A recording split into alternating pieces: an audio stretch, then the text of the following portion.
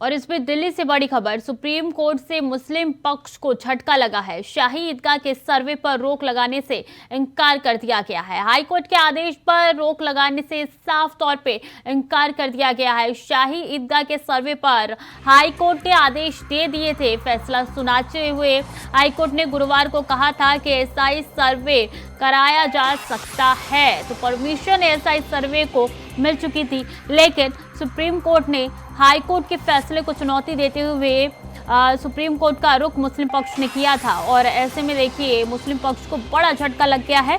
Supreme court ने high court का फैसला बरकरार रखा है। सुप्रीम कोर्ट से मुस्लिम पक्ष को बड़ा झटका लगा है। बता दें कि एसआई सर्वे होगा। 18 दिसंबर को कमिश्नर नियुक्त किए जाएंगे और कब क्या कैसे करना है ये सब की जानकारी भी 18 दिसंबर को रखी जानी है। तो हाई कोर्ट के आदेश पर रोक लगाने से इनकार कर दिया है सुप्रीम कोर्ट ने। अजय चौहान हमारे साथ जुड़ चुके हैं। अजय, देखिए लगातार ये कयास लगाए जा रहे थे, मुस्लिम पक्ष जो है वो सुप्रीम कोर्ट का रुख कर सकता है। हो सकता है कि सुप्रीम कोर्ट कहे कि अभी एसआई सर्वे ना हो, ठीक ज्ञानवापी के तर्ज पे, लेकिन विपरीत हुआ उसके। एसआई सर्वे को बरकरार रखा है। हाई कोर्ट के फैसले को बरकरार यहाँ पे सुप्रीम कोर्ट द्वारा रखा गया है। बिल्कुल, देखिए जिस तरीके से बात करें बनारसी की उसी तर्क पर एक फैसला दूसरा हिंदू पक्ष में आया है, क्योंकि काफी लंबे समय से इस पक्षाई लड़ी जा रही थी, वकीलों की दलीलें भी दी जा रही कि आगे मक्का के अंदर ईदगाह बनाए गए थे वो भगवान श्री कृष्ण की जन्मभूमि पर बनाई गई है। लेकिन हाईकोर्ट ने जिस तरीके से फैसला दिया कि इसकी पूरी तरह से वीडियोग्राफी की जाए और पूरी जानकारी ली जाए कि जो भी अंदर है, लेकिन इसमें शर्तें भी कई चीज रखी गई हैं। कोई भी चीज हथियार से या खुदाई नहीं की जाएगी, कोई मशीन इस्तेमाल की, सिर्फ वीडियोग्राफी। और 18 दिसंबर को जो एक मीटिंग बैठाई गई है जिसमें कि वकील जो जज होंगे उसके अंदर एक कमीशन होगा, कमीशन के अधीन ये किया जाएगा। यानी कहीं ना मुस्लिम पक्ष सुप्रीम कोर्ट जाने तैयार किया था, लेकिन वहां पर भी इनको झटका गया है। यानी कि जो 28 तारीख का फैसला है वो बरकरार रखा गया है और इसकी जांच पूरी की जा सकती है इसका। प्रियंका भी हमारे साथ न्यूज रूम से जुड़ चुकी है। प्रियंका, यानी कि 18 दिसंबर को कमिश्नर नियुक्त किए जाना है, 18 दिसंबर को रोड मैप तैयार होगा आगे का। जी बिल्कुल स्वीटी, कल 14 दिसंबर को हाईकोर्ट का फैसला आया था जिसमें हिंदू पक्ष की याचिका पर सुनवाई करते हुए शाही ईदगाह में सर्वे को मंजूरी दे दी गई थी, आदेश दे दिए गए थे और साथ ही साथ इस बात का भी आदेश दिया गया था कि इस पूरे मामले में कमिश्नर की नियुक्ति की जाएगी। उसको लेकर मुस्लिम पक्ष सुप्रीम कोर्ट में गया था, जहां पर आज सुनवाई हुई है। सुप्रीम कोर्ट ने हाई कोर्ट के फैसले को खारिज करने से इनकार कर दिया है साफ तौर पर। इस मामले में आगे 9 जनवरी को आगे सुनवाई होनी है, लेकिन फिलहाल मुस्लिम पक्ष के लिए यहाँ पर झटका लगा है उनको कि साफ तौर पर हाई कोर्ट के फैसले को पलटने से सुप्रीम कोर्ट ने इनकार कर दिया है और एएसआई सर्वे की जो बात है अब वो कायम है। 18 दिसंबर से इसकी शुरुआत की जाएगी। सबसे पहले कमिश्नर की नियुक्ति की जाएगी और उसके बाद उनकी निगरानी में टीम एएसआई सर्वे के काम को आगे बढ़ाएगी। जी स्वीटी, बात की जाए अजय, तो यहाँ पे दलीलें क्या दी गई थी मुस्लिम पक्ष की ओर से? देखिए छुट्टी, अगर दलील की बात करें तो कई ऐसे भारत के अंदर मंदिर हैं जिनको तोड़कर मस्जिद बनाई गई थी। सर्वे की बात की जाती है, उस समय कुछ और था जो आज जांच की जा रही है, वो कानूनी लड़ाई की जा रही है। कानून के अंदर ये अगर जो इसका जो जगह है जिसकी बनी है उसको दिया जाएगा, लेकिन मुस्लिम पक्ष और की बात करें, राजनीति की बात करें, सवाल खड़ा करता है कि आखिर सर्वे क्यों?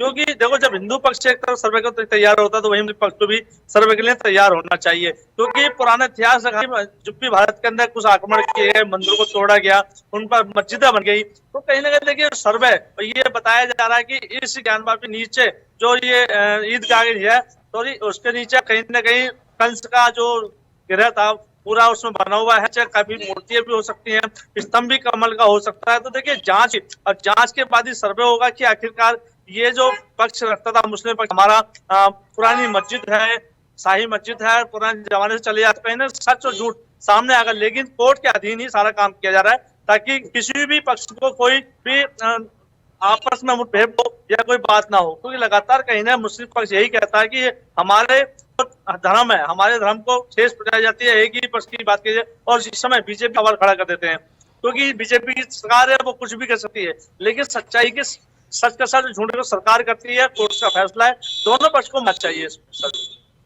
जी बिल्कुल। प्रियंका देखिए, हमने ज्ञानवापी के तर्ज पे देखा था, जो गुंबद खाना था, जो गुंबद था और पश्चिमी वॉल था, वहां पे एसआई सर्वे कराना था। अगर बात शाही ईदगाह की जाए तो कौन कौन से ऐसे क्षेत्र हैं जिनको ध्यान में रखा गया है और किस एरिया पे एसआई सर्वे कराना सबसे ज्यादा महत्वपूर्ण है इस वक्त? जी बिल्कुल स्वीटी, यदि हिंदू पक्ष की यहाँ पर बात की जाए तो हिंदू पक्ष का कहना है कि स्तंभ के नीचे जिस तरह की आकृतियाँ मिली हैं, चाहे वो शेषनाग की आकृति हो, कमल के निशान की आकृति मिली है, इसके अलावा भी कुछ आकृतियों का वहाँ पर जिक्र किया है, घंटे की आकृतियाँ वहाँ पर बनी हुई। इसी के आधार पर हिंदू पक्ष का कहना है कि ये तमाम आकृतियाँ जो होती हैं वो सामान्यतः हिंदू मंदिर में देखी जाती हैं। मस्जिद में इस तरह की आकृति होने पर कोई पक्ष यहाँ पर साबित होता नहीं है कि ये मस्जिद है और इस पर इस तरह की आकृतियाँ बनी हैं। इसी के आधार पर हिंदू पक्ष ने अपनी याचिका को आगे हाईकोर्ट में पहुँचाया था और हाईकोर्ट ने ये तमाम जो दलीलें हैं इनको देखते हुए एसआई सर्वे की आदेश दिया था। अब देखना ये होगा कि ये तमाम हिंदू पक्ष स्तंभ की बात कर रहा है। साथ ही साथ हिंदू पक्ष का ये भी कहना है कि जिस जगह पर शाही ईदगाह मस्जिद बनी हुई है वहीं पर भगवान श्री कृष्ण का जन्म हुआ था। तो एएसआई सर्वे के आधार पर ये तमाम चीज़ों के बारे में अब जानकारी खंगाली जाएगी, उनकी पड़ताल करने की कोशिश की जाएगी और इसके बाद जानकारी के आधार पर यह पता चलेगा कि ये तमाम जो आकृतियों की बात हो रही है ये कितने पुरानी हैं और इन बात में कितनी सच्चाई है। क्या मस्जिद उस स्तंभ के ऊपर बना है या ये आकृतियां बाद में बनाई है, ये तमाम चीजें एएसआई सर्वे के बाद ही साफ हो पाएंगी। जी स्वीटी। अजय, सुप्रीम कोर्ट ने अपना फैसला सुनाते हुए क्या क्या चीजें कही हैं? सुप्रीम कोर्ट ने सब कहा है कि जो भी इसमें जांच की जाएगी उसका विषय होगा, कई तथ्यों की तरफ से जांच की जो कि अंदर होगा, लेकिन वो फोटोग्राफी होगी, वीडियोग्राफी पूरी जाएगी और उसके नमूने भी लिए जाएंगे और जो दीवारें हैं, जो पुराने कुछ रूम हैं वहां पर बंद कर दिए गए हैं, वो तोड़े नहीं जाएंगे, न ही दीवार को खोदा जाएगा, सिर्फ आकृतियां फोटोग्राफी की जाएगी कि इसका क्या है।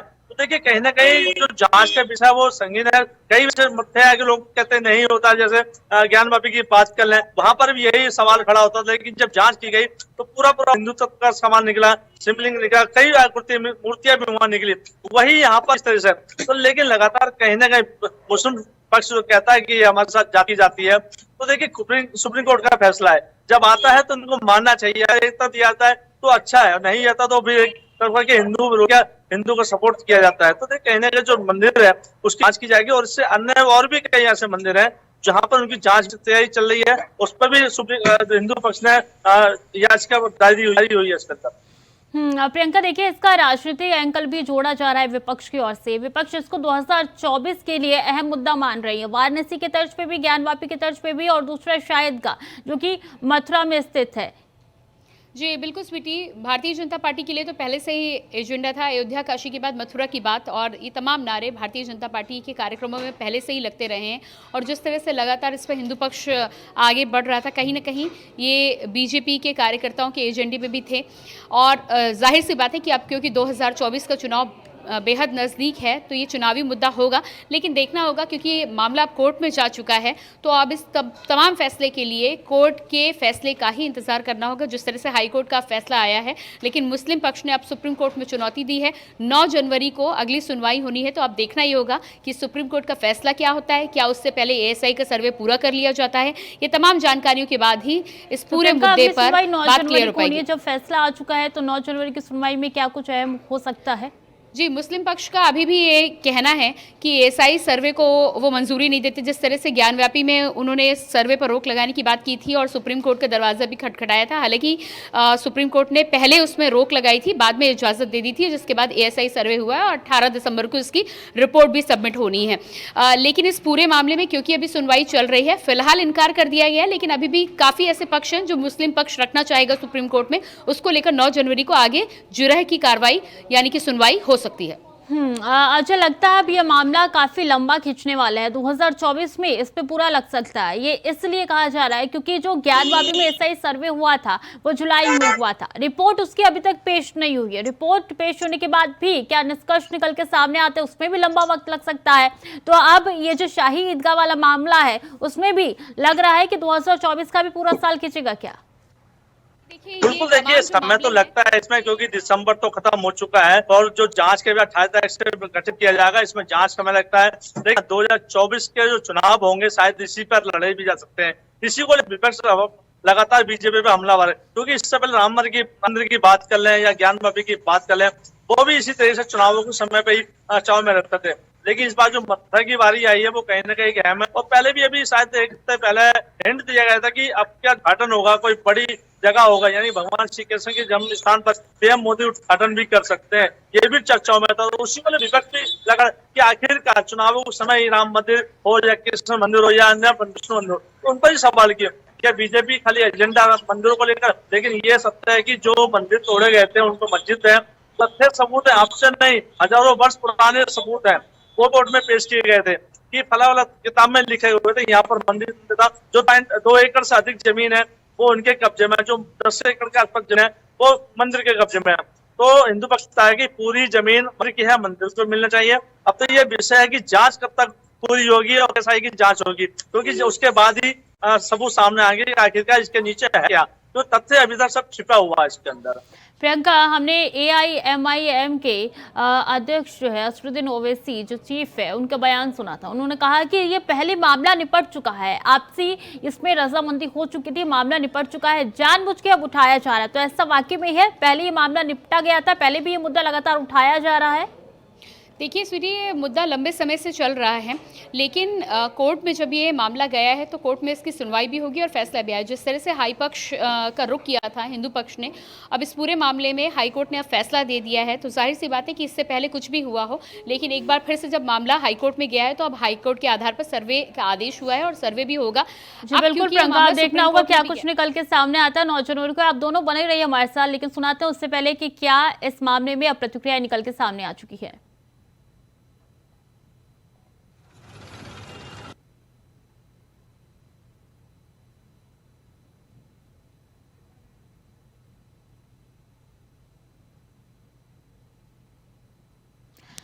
आपको प्रतिक्रिया सुनाएंगे, लेकिन अजय देखिए, ये मामला इतना संगीन हो चुका है कि मथुरा से लेकर दिल्ली तक इसकी गहमा गहमी जो है वो काफी तेज होती हुई नजर आ रही है। सुरक्षा की क्या व्यापक इंतजाम है मथुरा में इस वक्त? देखिए, सुरक्षा बढ़ाई जा रही है क्योंकि कहीं ना कहीं अभी चुनाव का माहौल भी है और जैसे घटना घटी है उसको भी लेकर भी है। तो देखिए, मेन पॉइंट है कि जो जमीन थी, जो 13 एकड़ से अधिक पूरी संपत्ति थी, ये किसी राजा की थी, उन्होंने दी थी। तो देखिए, कहीं ना कहीं जो विषय जो एक मालिकाना हक, एक ट्रस्ट में इसमें इन्वॉल्व है, जिस ट्रस्ट ने इसको जीती दोनों पक्ष में 88 में शायद ये बताया जा रहा है कि 1988 का एक फैसला हुआ था कि जमीन, तो वो मुद्दा भी इसमें शामिल किया गया। जब मालिक हक इसका अभी तक कोई नहीं पाया और मंदिर का जो मेन मालिक थे वो राजा हुआ करते थे, उन्होंने ही दी थी, तो ये भी सामने आया। तो देखना यही होगा कि अब जो जांच होगी, जो 2 एकड़ देखना ये होगा अब जो जांच होगी उसमें क्या कुछ निकल के सामने आता है, कब से एसआई सर्विस शुरू होगा। आपको सुनवाते हैं कि किस पक्ष ने क्या कुछ कहा है।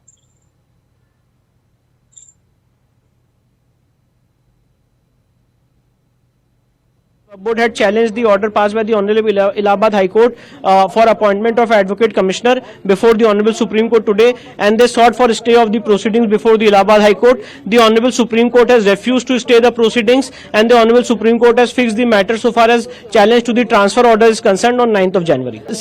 The Supreme Court has not said that they have allowed them to approach the Supreme Court. The Supreme Court has said that they are free to, they have the liberty to challenge the order passed by the Allahabad High Court as per law.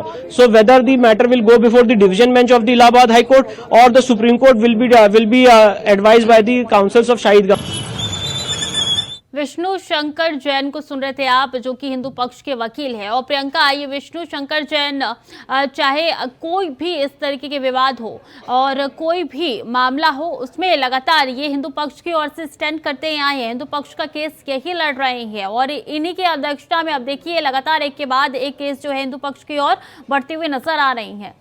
जी बिल्कुल स्वीटी, जाने माने वकील हैं और जिस तरह से Gyanvapi case में सफलता मिली है, जाहिर सी बात है कि हिंदू पक्ष का यहाँ पर मोरल काफ़ी हाई है और हाई कोर्ट की तरफ से जिस तरह से अब आदेश भी आ चुका है, दलीलें यहाँ पर हिंदू पक्ष की तरफ से जो तमाम रखी गई थी उन्हीं के आधार पर यह फैसला आया है। साफ तौर पर उनका कहना है, कई आकृतियों की यहाँ पर बात की थी, शेषनाग की तरह की एक आकृति वहाँ पर देखने को मिली है। जानकारी ये भी है कि स्तंभ जो हैं मस्जिद में, यानी कि खंभे जो हैं, उसमें कमल की आकृतियाँ हैं, घंटियों की आकृतियाँ, ये तमाम आकृतियां हैं जिनके आधार पर हिंदू पक्ष ने इस बात की दलील की थी। साथ ही साथ लंबे समय से हिंदू पक्ष का प्रियंका, आपका भी, अजय आपका भी हमारे साथ जुड़ने के लिए और तमाम जानकारी साझा करने के लिए।